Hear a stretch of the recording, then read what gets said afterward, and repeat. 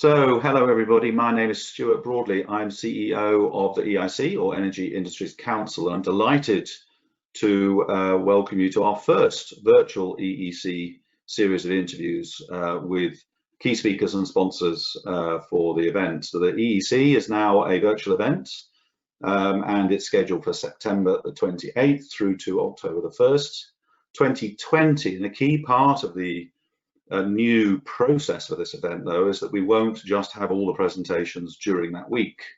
We will also be having pre-event presentations of opportunities and also key sponsors and thought leaders as well, to engage with as many stakeholders for the longest period of time, because companies need help now to grow, and exports continues to be one of the major opportunities. Probably one of the most important opportunities right now for companies to find new business. So EIC is a 77-year-old trade association, the largest in the UK in the energy space, and we're delighted to be collaborating with many other organisations, including the British and Scottish government, to bring the Energy Exports Conference once again to the UK and world energy industry. It ran for the first time last year to great success. We had 1,000 people actually attend in person over what last year was a 2-day face-to-face event in Aberdeen.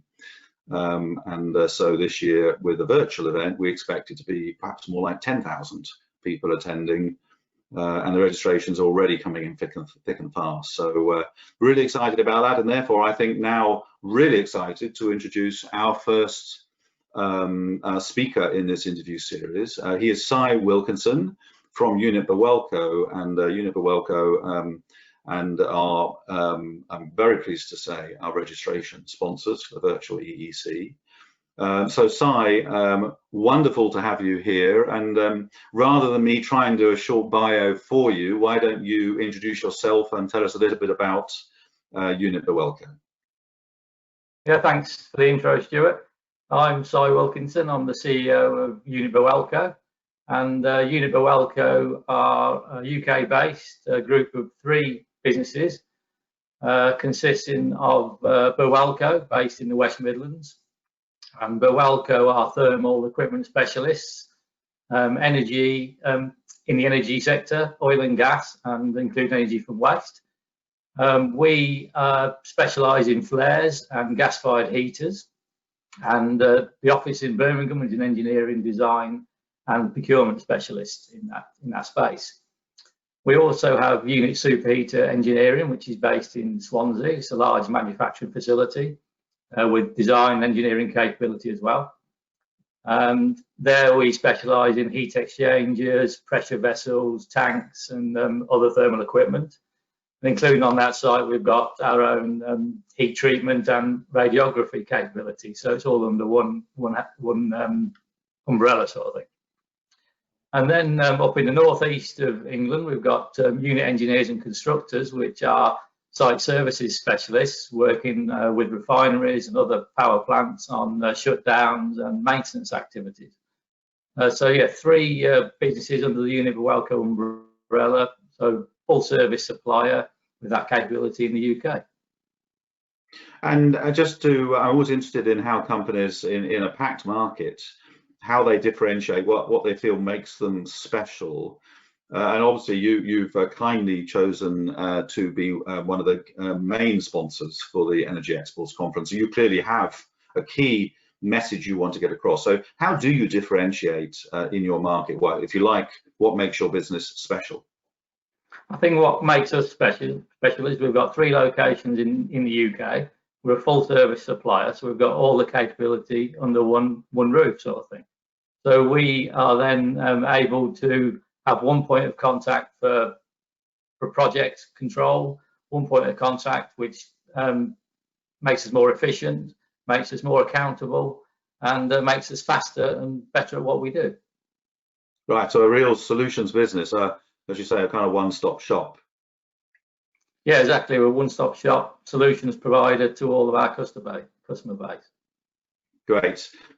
So obviously we've all been facing lockdown all around the world at one time or another over the last few months. And how's your business fared with that? And kind of what lessons have you learned about, how to continue trading? And I guess that it's not always been easy. So share a little bit of your experience with that. Our business has been affected in a lot of different ways across the whole spectrum, really. And the three sites have all been affected in different ways, in reality. Our business in the northeast, Unit Engineers and Constructors, works a lot with refineries and power plants in the north of England. And during the lockdown, a lot of that work stopped more or less immediately. So we needed to put most of our workforce onto furlough, although we kept some people going in sales and customer contact roles to keep the business going.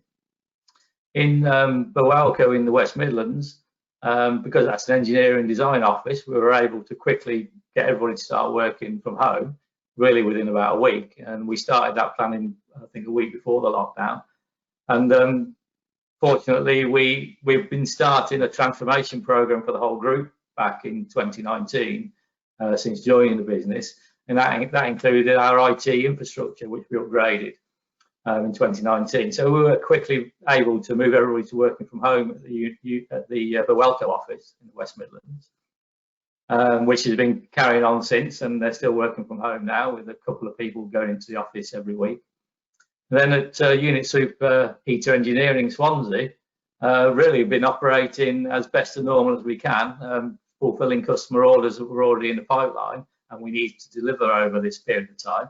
And obviously working with enhanced safety measures and social distancing and all that sort of good stuff that we've had to do as well. So yeah, it's quite a mix over the full spectrum, really. So when you look back then over the last 3 months, and now obviously trying to plan for the future, then you must have learned a lot about what's worked and what's not worked. So what would you say that is key messages going forward? Because that we are still in an environment where it is there are risks associated with COVID-19. So what's worked best? How do you go forward with that? Yeah, from our point of view, because we had invested in IT infrastructure, I actually believe the communication has improved, and I think everybody's probably going to say the same about that. But for us, we've got 3 businesses quite spaced out across the UK, so we've been using video calls a lot more than perhaps we would have done, where we would have had physical meetings planned. And for us, that's helped us speed things up, and our reaction to events that are happening throughout the business, we've been able to react a lot faster. So communication certainly improved. I think one thing we have said, and we've been saying it for the last few months, is that we need to take this opportunity to change and not just go back to how we were before. So what things have worked well for us, what things can continue to work well for us, and what we're going to change going forward. And one of the main things there, I suppose, is the travel. We believe that I travel around the country a fair bit to the different sites, but I think now video conferencing will certainly be a lot more efficient for everybody in the business, although face-to-face meetings are important.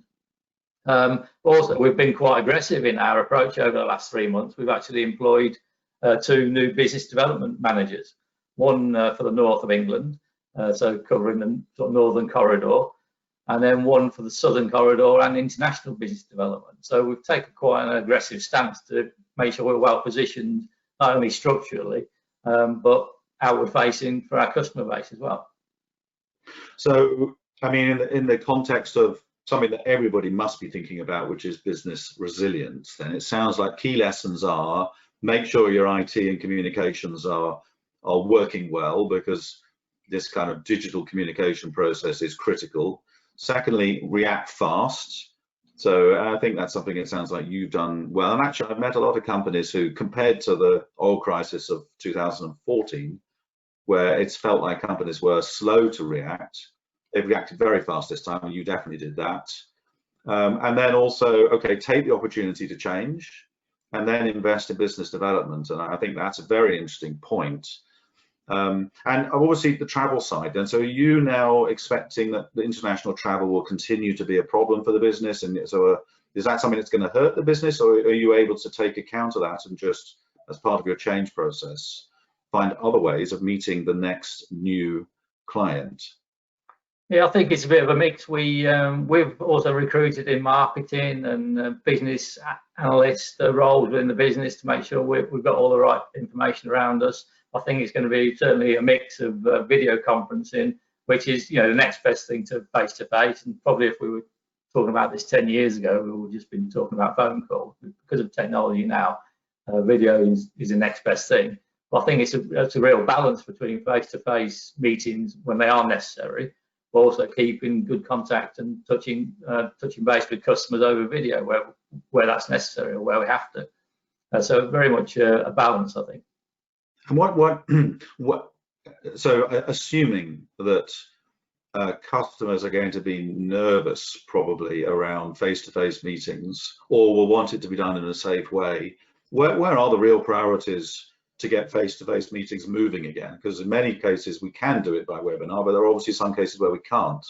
Where would you say is the priority, where if you do decide to say, right, we need to get face-to-face going again, where does that start? I think when there are face-to-face meetings around the table, that's when some good brainstorming can happen, and also informal conversations happen that are perhaps not, you perhaps won't get over video.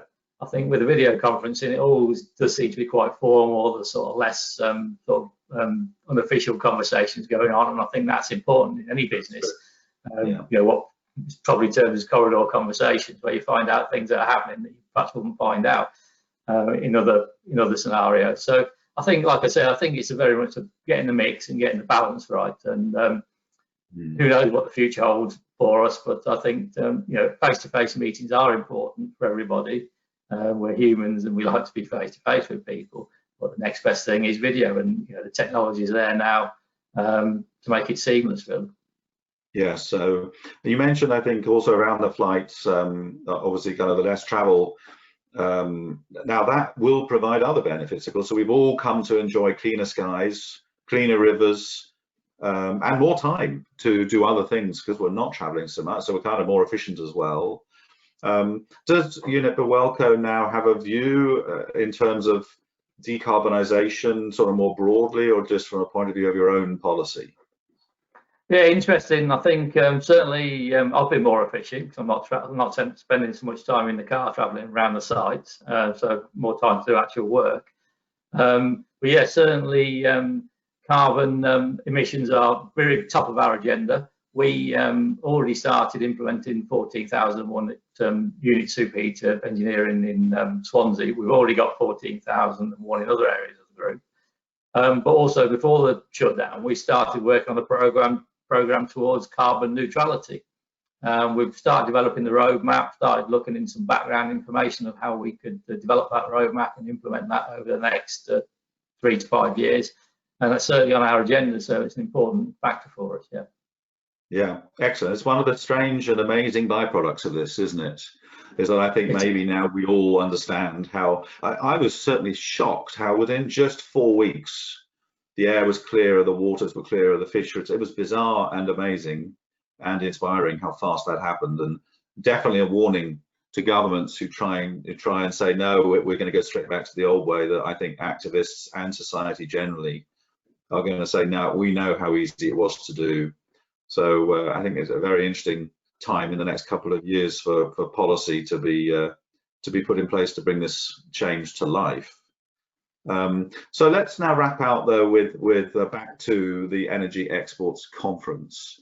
And again, just to confirm and thank Unit Birwelco and you for being our registration sponsor, one of our key sponsors. Tell us a little bit about why you've chosen to sponsor the event, and obviously it's an export event. So just, I guess, help us to understand what you hope to get from the event and why sponsor it. Well, if we went back a number of years, Unit Birwelco were members of the EIC, and that lapsed for whatever reason. So we decided to join again last year in 2019. Great, thank you. So we joined the EIC, and also we've had some really tremendous use out of the data stream and asset map platforms to research projects and good contacts. And as part of that, last year we had the opportunity to sponsor the event in Manchester, the Energy Connect event, which went down really well for us. We met a lot of good people, got a lot of good exposure, And we thought, sort of what's next? And when the Energy Exports event came up in Aberdeen, which would have been Aberdeen this year, we thought, well, let's get involved in that as well. It could be a good opportunity for us. Obviously, things have changed, but still a good opportunity for us to be, part of this event virtually, and still able to expand our exposure with a lot of customers and hopefully make some good connections. Brilliant. Well, Cy, I mean, certainly all of us at EIC are delighted to have you as sponsoring partners for the event. And I think that's a very nice way to wrap up this interview.